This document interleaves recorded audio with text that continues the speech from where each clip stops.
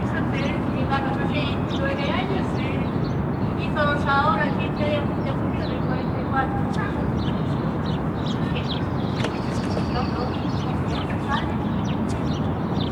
¿Cuántos años tienes para eso? 95.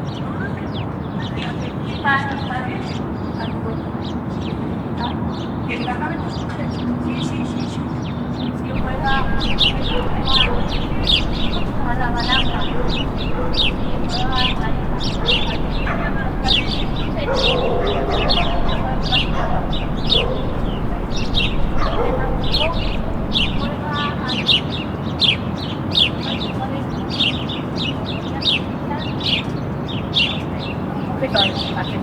Chorrera, y cuando estás haciendo otra vez, no era, no, ya lo vamos a hacer.